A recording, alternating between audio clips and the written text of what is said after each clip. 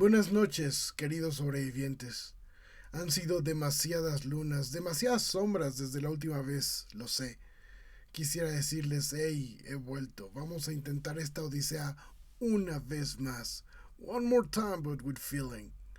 Pero solo sé que esta noche hay, aunque sea una idea, un cuento dentro de mí que quisiera compartirles.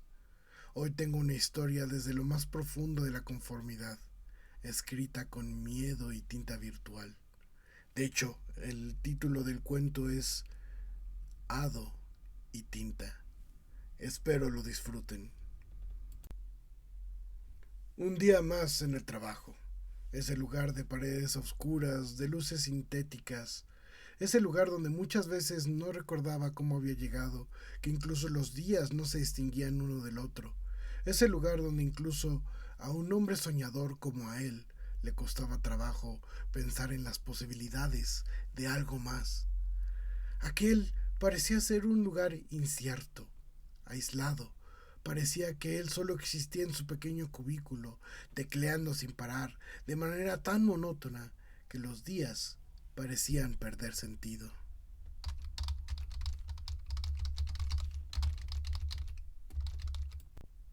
A veces, él reía para sí mismo.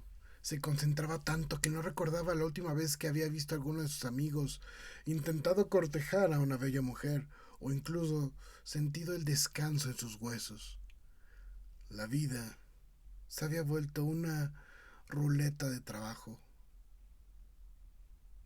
tanto que a veces se encontraba a sí mismo tratando de recordar cómo había llegado ahí.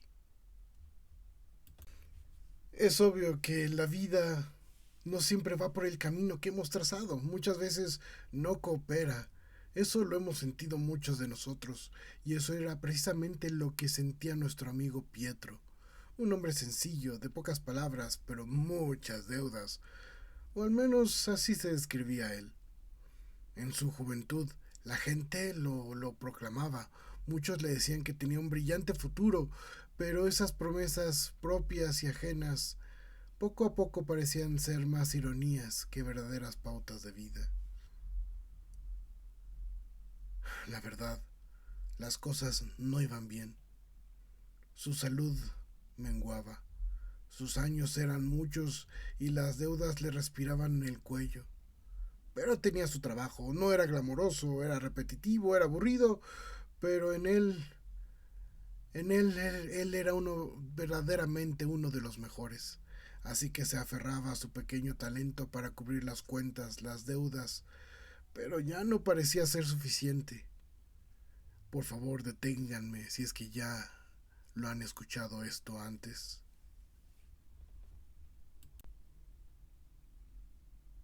De cualquier forma, él no pensaba irse sin luchar.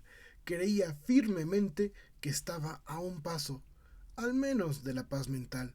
Solo un golpe de suerte, solo un instante en el que el destino no se le interpusiera. Solamente necesitaba un lugar donde pudiera trabajar su mente como siempre lo quiso. Pero el tiempo, la realidad, todo se interponía. La verdad es que, como muchos de nosotros lo hemos sentido, solo necesitaba un golpe de suerte. Un momento en el hado que lo volviera ligeramente intangible. Y eso llegó. Logró recibir un préstamo que lo sacaría de sus peores deudas, sin meterlo en más problemas, menos intereses, más paz mental. Esa era la respuesta. Él estaba muy emocionado por esto, así que se dispuso a salir temprano del trabajo e ir finalmente por la respuesta que había estado esperando.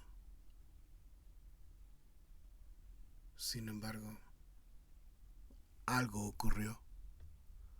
Despertó nuevamente en la oficina, trabajando como siempre.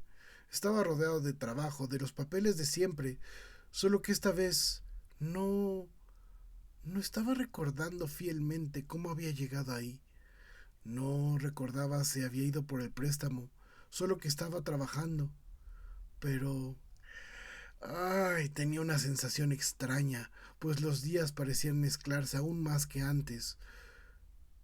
Pero Por alguna razón eso no importaba en ese momento, pues él tenía que trabajar.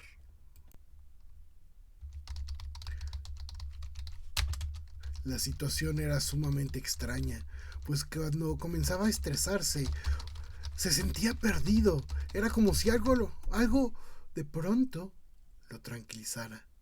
Casi un murmullo, casi una voz que venía de un lugar muy, muy lejano. Algo le decía que simplemente no se preocupase, que simplemente trabajara.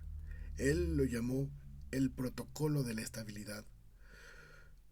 Pero en el fondo de él, más allá de las deudas, más allá de la preocupación, sus necesidades, sus ganas de ser libre eran más. Se rebelaba ante este control, se rebelaba ante esta repetición, tanto que un día se levantó de su cubículo e intentó ir a la puerta principal, intentó huir. Sin embargo, se dio cuenta que caminaba y encontraba los mismos cubículos, las mismas personas, personas que no había visto antes, personas que no eran sus compañeros. Aquello comenzaba a ser una verdadera locura. Su oficina se había convertido en un laberinto. Aquello era un monumento a la repetición, a la indolencia del trabajo. Entonces un terror empezó a apretarle el estómago. No sabía bien qué era lo que pasaba. Sabía que definitivamente algo estaba mal. Pero en el clímax de esa histeria, nuevamente llegaba la calma. Nuevamente comenzaba a tranquilizarse, pero este ciclo se volvió algo común para él. Preocuparse, llegar al colmo de la locura y regresar de nuevo al principio. Era algo verdaderamente espantoso. Sin embargo, la respuesta no estaba en el mismo Pietro. Lo que él no recordaba es que sí llegó y logró pedir ese préstamo, pero tuvo un accidente. Y el accidente no fue que lo atropellara un coche, sino haber firmado ese mismo préstamo.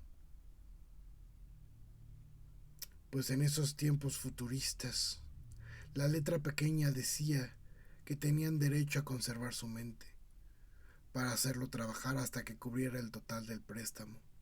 Por desgracia, también tenía que cubrir los costos de mantener su mente viva. Era un buen trabajador. Lo más seguro es que pudiese limpiar su deuda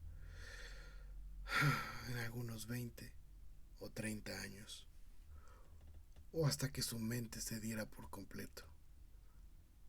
Lo que pasara primero. Él no se había dado cuenta que antes de firmar, antes de buscar ese golpe de suerte que nos haga intangibles, por favor revisen bien qué parte de ustedes se queda en la oficina cuando apagan la luz.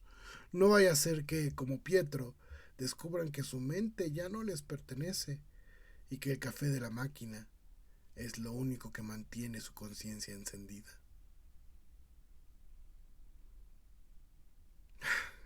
Esa ha sido nuestra historia de esta noche. Espero, mis queridos sobrevivientes, les haya gustado. Recuerden, soy su amigo Gashel. Soy el narrador de estas odas nocturnas. Recuerden, pueden comunicarse conmigo a darkuniversesinc@gmail.com. Estamos, al menos por esta noche, de vuelta. Llegando desde México hasta, según el chismoso Spotify, Japón, Alemania y donde quiera que haya unos oídos inquietos que me escuchen esta noche. Así que sin más, buenas noches. Descansen bien para el trabajo, si es que pueden dormir. Gracias y hasta la próxima.